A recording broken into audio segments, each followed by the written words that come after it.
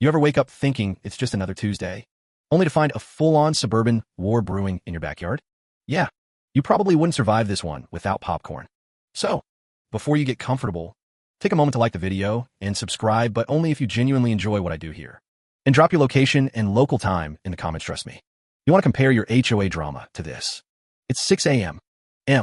Lake Meridian still wrapped in a misty blanket, and Marcus Wendell, 52-year-old retired Navy engineer, stands at his kitchen window gripping his coffee like a lifeline. Down by the dock, Karen Brightwater, self-appointed queen of the HOA, marches with 2 board members and a sheriff's deputy, bolt cutters gleaming like medieval weapons. Their mission? Remove his late grandfather's 1985 cabin cruiser, a boat older than half the homes around this lake. The wood on that dock creaks under their weight like it knows history is about to shift. Karen waves a piece of paper like it's Excalibur. Remove this eyesore within 72 hours or pay $500 daily fines, she declares, her lavender perfume practically visible from 30 feet away. Marcus sips his coffee. Deadpan. Historians still argue whether this was the exact moment Karen triggered her own downfall. But Marcus swears he saw the foreshadowing right therein, the tremor of her laser-polished nails clutching that notice. She didn't know who she was dealing with. Marcus wasn't just some random homeowner. He was a veteran who had fixed submarines under pressure 500 feet below sea level. Compared to that, HOA threats were like toddlers throwing Legos. But Karen had plans. The HOA she formed back in 2018 wasn't about community standards. It was a Trojan horse. Her goal? Squeeze out the original families, snag cheap waterfront property, and flip it for big city profits. And she started small: fines for aesthetic violations, harassment letters, HOA meetings scheduled when working families couldn't attend. 3 other legacy families already caved, thinking they couldn't fight city lawyers with their country budgets. But Marcus? He digs in deeper.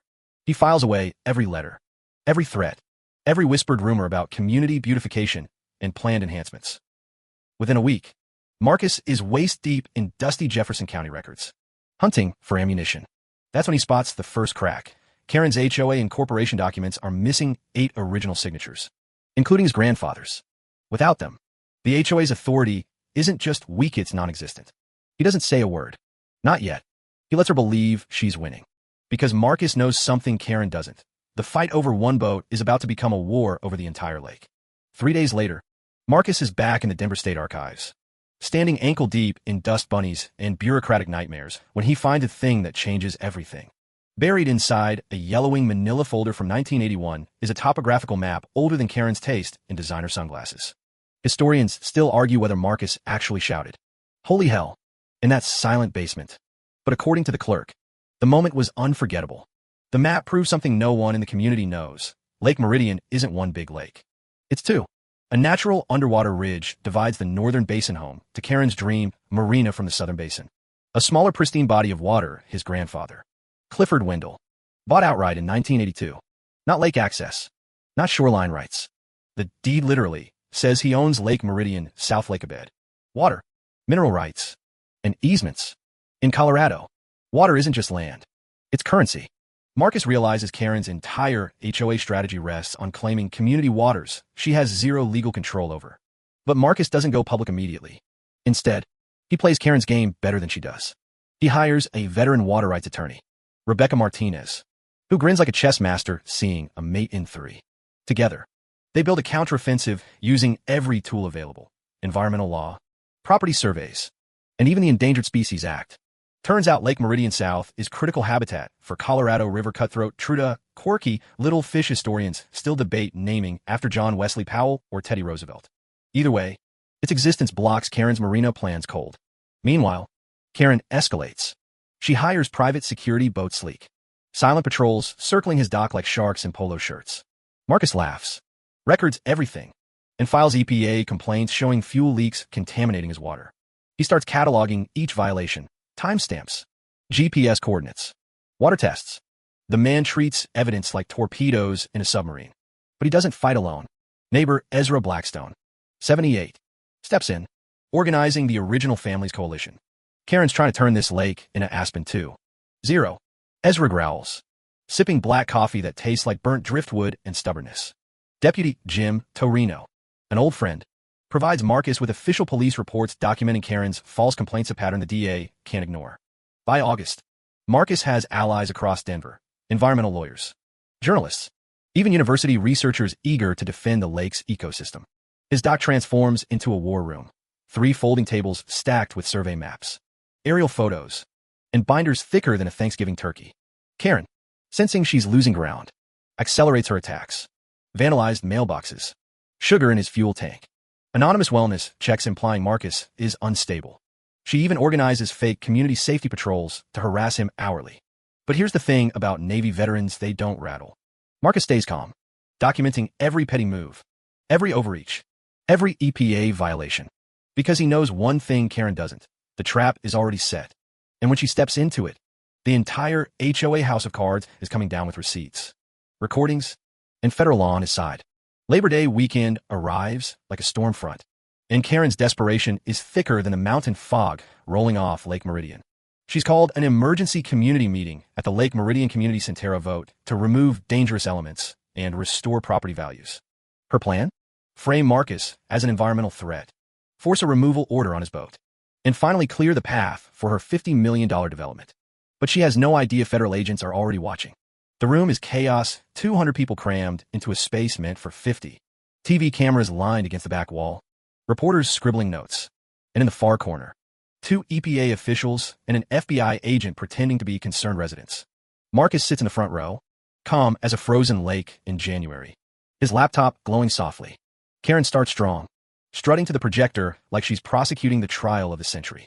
Ladies and gentlemen, she announces, flipping to a doctored photo of Marcus's boat leaking oil. This vessel has contaminated our pristine waters for months. Gasps ripple through the crowd. Historians still argue whether Karen realized her next 30 seconds would become YouTube gold. But Marcus swears he saw her hand tremble on the laser pointer. He stands, walks slowly to the front. Miss Brightwater, he says evenly, I have a question about your jurisdiction. Karen straightens. The HOA has full authority over community waters. Mr. Wendell. Marcus smiles faintly, plugs in his laptop, and replaces her slides with a real bombshell, his grandfather's notarized 1982 deed. Actually, you don't, he says, because these aren't community waters. I own Lake Meridian South, including the water, the lake bed, and every access right you've been threatening to regulate. The crowd erupts like 4th of July fireworks. Cameras click. Karen's face drains of color as Marcus flips to his second slide. A GPS survey showing half her planned marina sitting squarely on his private property. That's when Deputy Jim Torino steps forward. Miss Brightwater, he says calmly, you're under arrest. Click. Handcuffs. Applause.